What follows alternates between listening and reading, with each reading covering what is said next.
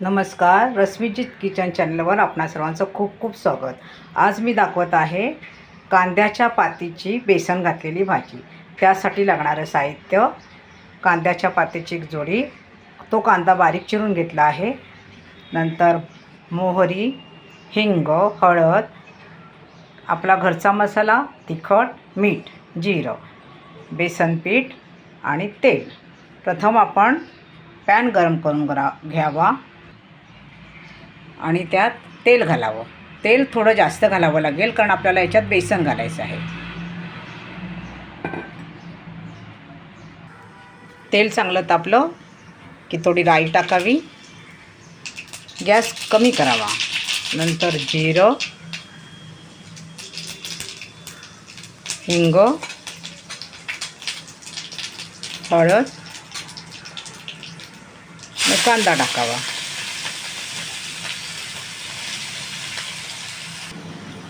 कांदा पूर्णपणे नरम होण्याची गरज नाही, त्याच्या आधीच आपण कांद्याच्या पातीची भाजी टाकून घ्यावी।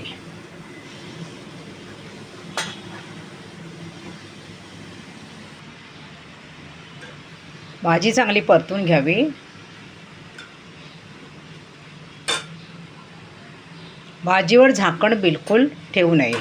हिरव्या पालेभाज्या शिजवतो आपण तेव्हा त्याच्यावर झाकण अजिबात ठेवू नये, नाहीतर त्याचा कलर सगळा निघून जातो आणि त्याची पौष्टिक मूलतत्वे निघून जातात। आता भाजी शिजली आहे, त्याच्यात थोडं मीठ टाका। मीठ आपल्या अंदाजानुसार घाला। आता त्यात तिखट, आपला घरगुती मसाला, आपलं जे वर्षभराचं साठवणीचं तिखट असतं ते घालावं, ते परतावं।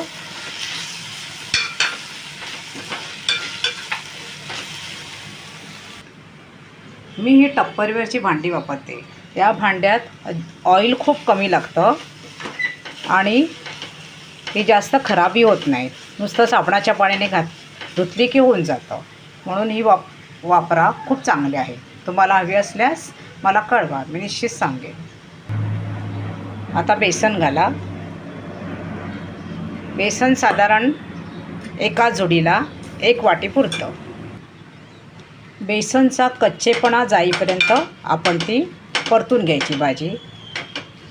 तसं जास्त वेळ लागत नाही, होतं पटकन। आणि बघा, या भांड्यांना भाज्या चिकटत नाहीत, हा एक चांगला फायदा आहे। तर ही अशी कांद्याच्या पातीची बेसन टाकलेली भाजी झाली तयार। आपणा सर्वांसमोर विनंती आहे की माझ्या चॅनेलवर तुम्ही नवीन असाल तर मला सबस्क्राईब करा,